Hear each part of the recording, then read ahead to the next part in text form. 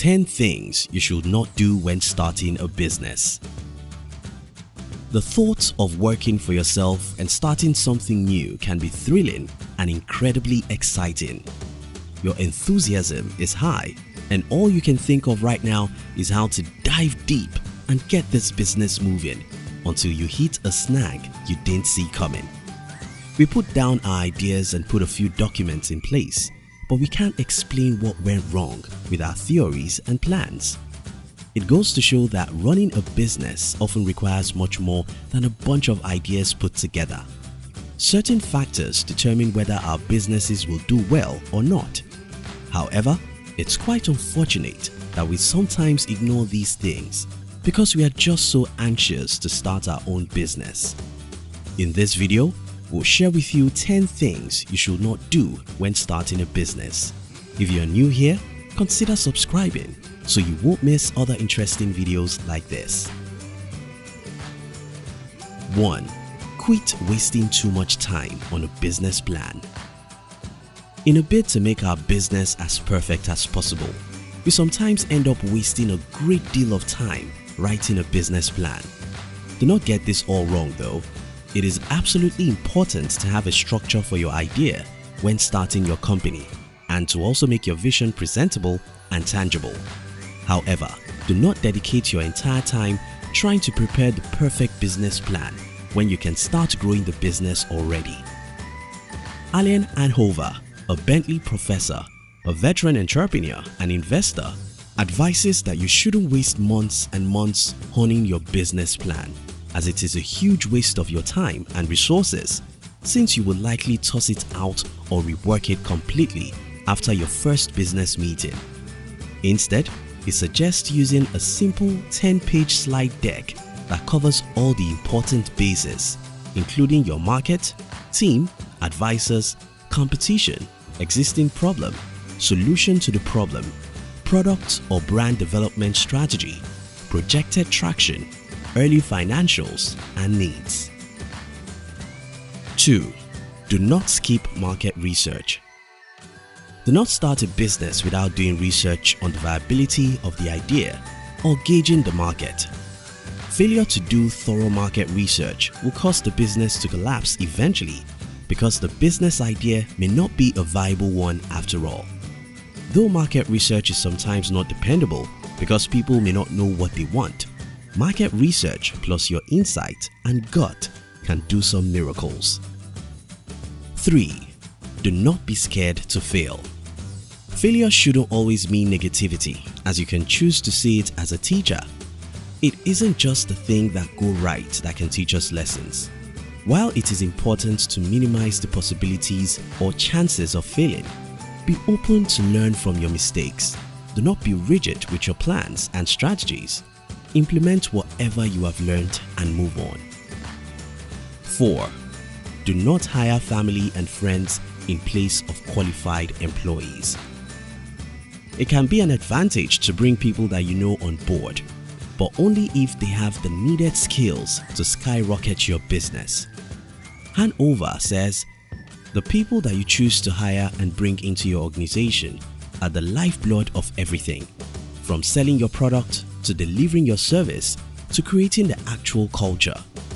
Every person that you hire is important, especially in critical stages for your company.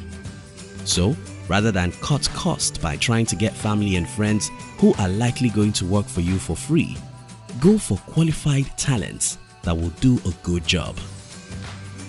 5. Do not try to do it all alone. It's tempting to want to do everything alone so that no one shares in your company's success when the time comes. But you cannot always do it all by yourself. You can talk to people about what you're doing so you can get ideas about what is wrong and right with you. You can also get people to intern with you or partner with you in some cases. 6. Do not go about asking everyone you know for capital. Well, for small projects that involves asking family and friends for funds, asking around might not be a bad idea. For bigger projects, however, you might want to reconsider. Hanover explains it this way: you don't want to muddy your investor group if you don't have to. Some venture capitalists want to be the first ones in the door, and shopping your opportunity around may make you used goods. Once you shop the deal, word gets out. The investment community is very small. You could hurt your chances by going to the wrong investors or too many of them. 7. Do not start a product business. Product development requires time and a lot of money to start, which means that if it doesn't go well, you may end up losing everything you invested. You can start a service company to increase your chances of steady cash flow. Once you have this cash flow, you can then invest money in a product company, as it is easier to scale it up than a service company. 8.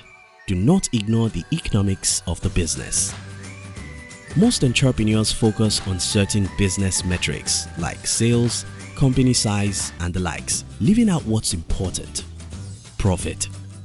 At the end of the day, volume without profit means loss, which is why most businesses end up failing.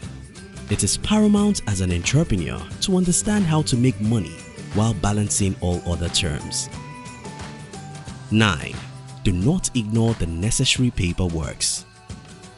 Ellen Fitzgerald, founder of Boston's Mother Juice food truck, says, "When you are starting a company, you are working with a friend and you just have an idea. It seems crazy to go to a lawyer and ask them to put in writing for you. But those documents are so important should anything happen with your partnership. Take the documentation of your ownership stake and your partnership seriously, and don't overlook the importance of creating your legal framework from the beginning." 10. Do not forget to pay yourself. I know as entrepreneurs, we all have the tendency to put every dime we have into our business and not bother about our personal needs, but paying yourself is important for the success of your business. Fitzgerald advises that founder salaries need to be a part of your business plan.